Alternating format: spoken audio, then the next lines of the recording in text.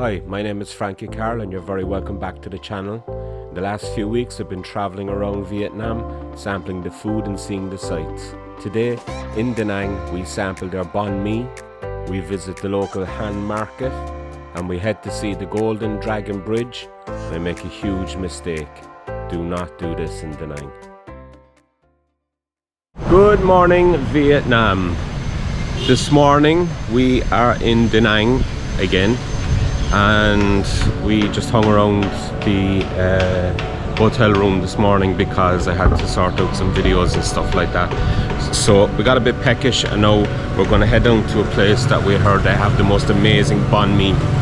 So beautiful day again. So we're going to head down, have some banh mi, and then later on this evening what we're going to do is we're going to go hang out by the riverside below, because apparently today being Saturday, tonight then the Golden Dragon Bridge is supposed to be amazing down around there.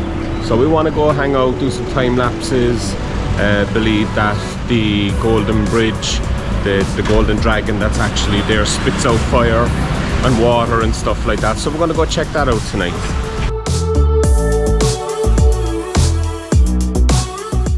So we finally found it. The name Banh Mi actually means bread.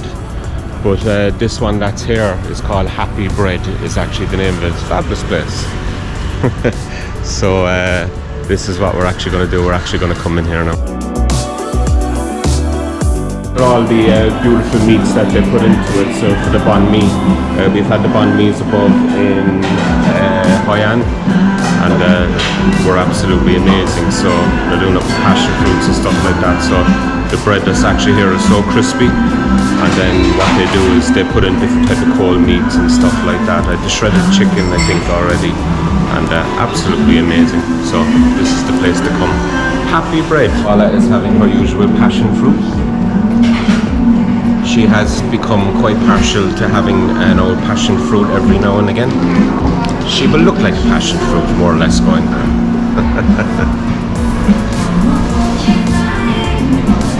To be fair, they are absolutely amazing. I mean, the juices and the smoothies and everything over here are fantastic. The banh mi's have arrived, and we got shredded chicken and pork as well. Beautiful crispy bread. So time to chow down. So we've actually decided to share. So we just got up to half of them. So we're going to share them. This is the pork one.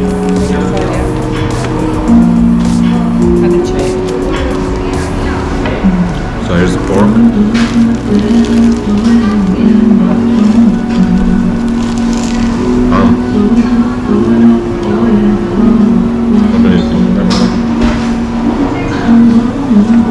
The bread is just so crispy.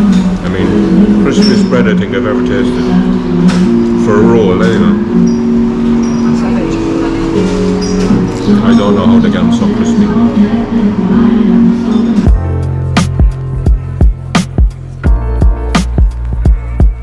So there's a market just directly across the road from us there. It's called Han Market, H-A-N.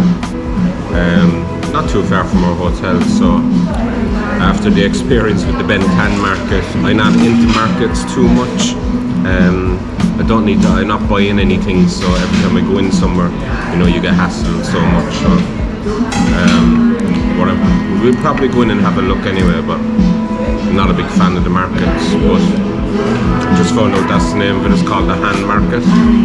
So we're going to pop in there and have a look once we finish our beautiful banh mi's. Come on, thank you. Thank you. Beautiful, thank you. Happy place, happy bread. That's what they call it. Everybody's always so helpful then as well with Paula. She's the girl ran out from behind the counter just to go over and help her to come out. They're always so helpful, like so nice. Paula's a bit of a pain in the ass anyway, trying to get her around at this stage. So this is it. Banh Mi Cafe. Happy bread. Can't beat a bit of happy bread. Happy bread, happy camper. Right, so let's take a look at this market.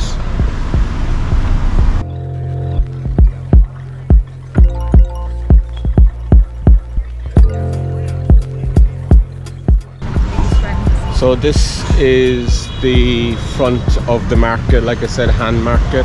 It's funny, there's 4 Japanese girls that are here in front of me, and when I was going in earlier on to get the Banh Mi, they were all waving because basically I think they thought I was filming them, but I was actually filming myself, and they all started waving and everything. So then they nearly died when I actually walked in as well into the place itself. But that's nice anyway. So this is what it is, hand mark. So this is the part now where I get absolutely accosted everywhere we're going in. Drives me mad. Sure, look, I'm gonna go ahead and do it anyway. It's funny at times. I'm okay, thank you. Can I chop this?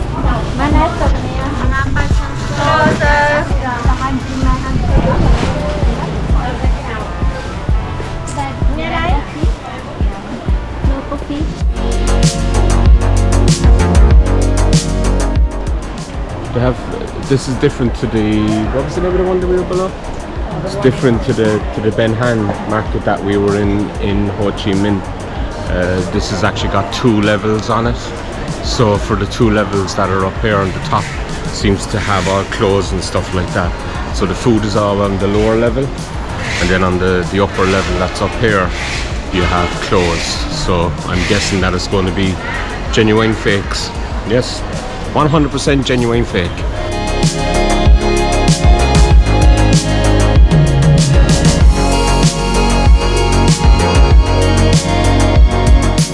They're very good at some of their sales techniques, because the first thing they'll do is ask you where you're from. You know, breaks the ice, where are you from? So once they know where you're from, then it's kind of like, I could say Bangladesh and it wouldn't make a difference, if you know what I mean. So yeah, that's about my usual 5 minutes that I can do inside in most of these markets. So once the 5 minutes is up, that's it. I've been already, somebody tried to sell me a lovely banana shirt, which obviously you can see me in like yellow banana shirt, do you know what I mean? So that's not gonna happen. Oh Jesus, I nearly fell down the steps. Yeah, right. Paula was trying to pass by this untowarding Japanese gentleman who was too busy looking at his shirt to leave Paula pass by. So one of the local guys just walked over and gave him a big push in the back. Get out of the way. Oh God, so funny, I swear. Yeah, so we have to try and make it now from the stairs here out the front door without having to be sold bananas and stuff that we don't want to eat, definitely. You alright, Ted?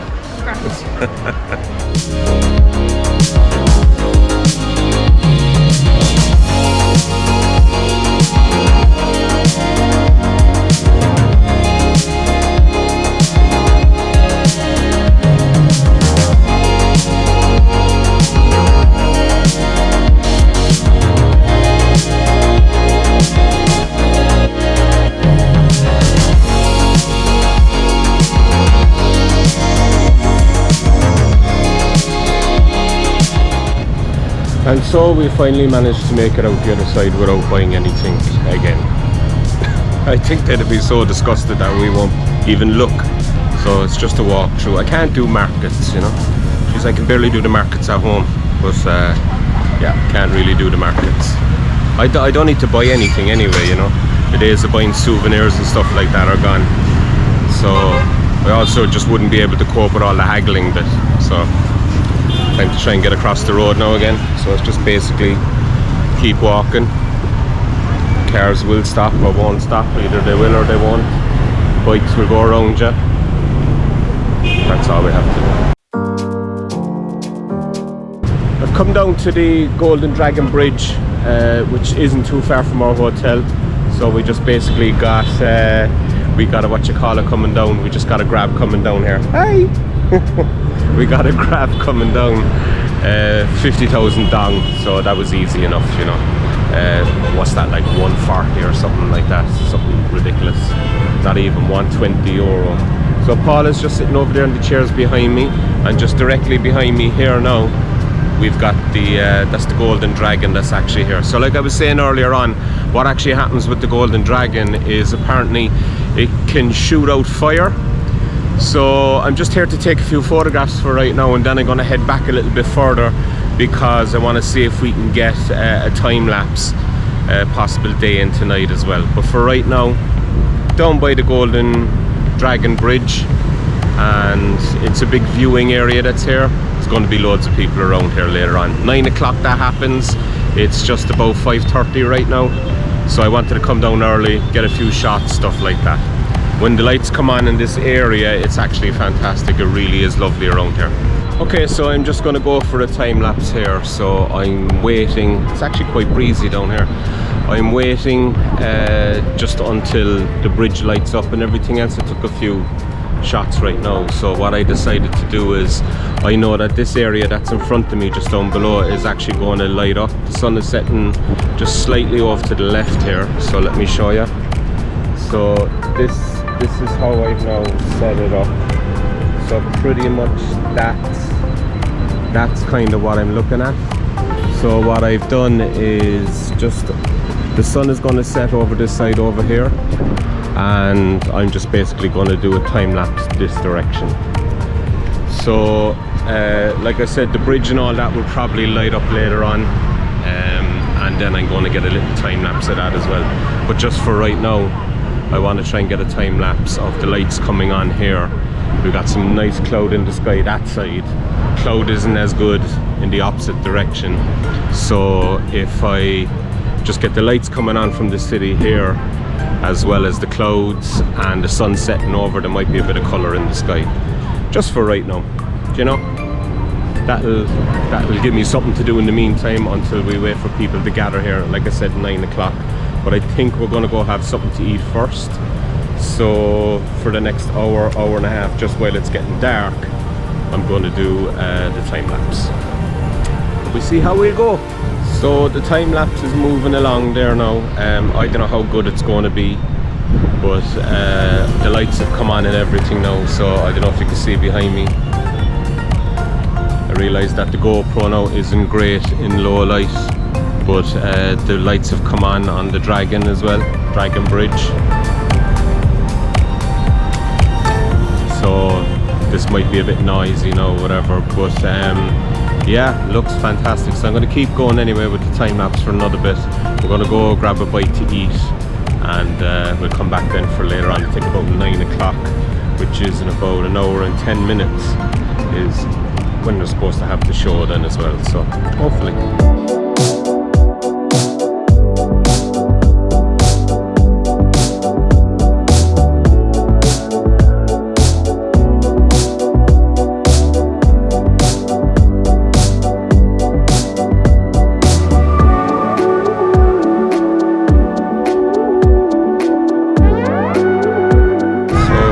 Closer to 9 o'clock here now. I don't know whether there is going to be a show or not, but there's a few people gathering around, so unless it's going to be on the opposite side of the bridge, but we'll see how it goes then.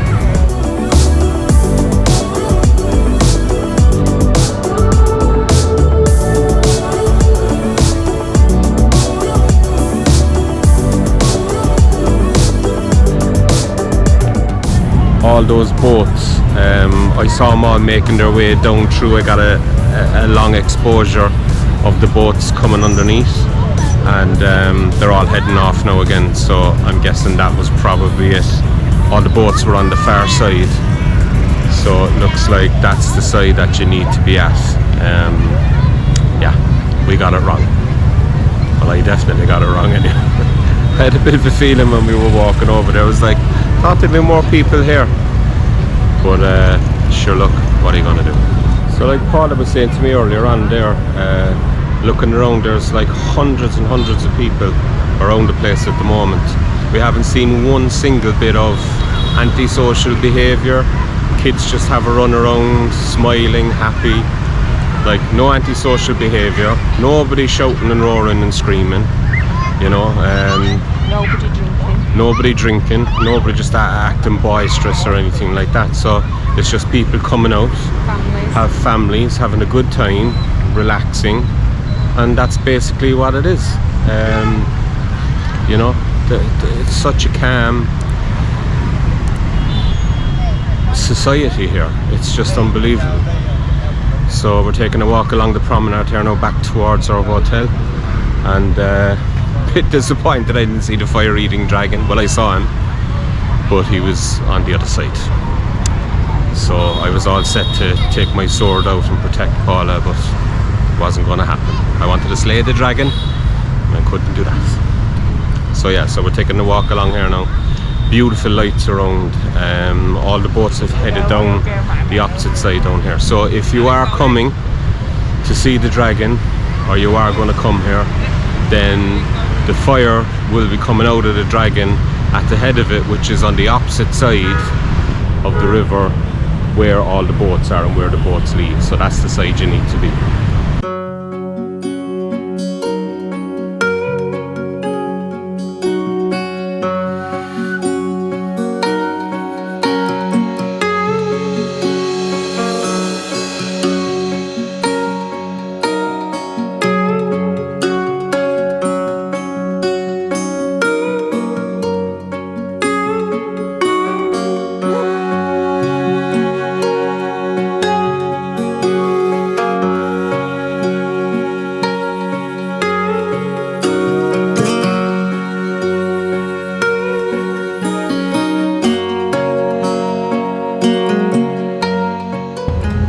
You can see there was an absolutely massive fireworks display. The fireworks display is at the very end down there. There's a big Ferris wheel. I think it's like they hold concerts and stuff like that down there, but still going on.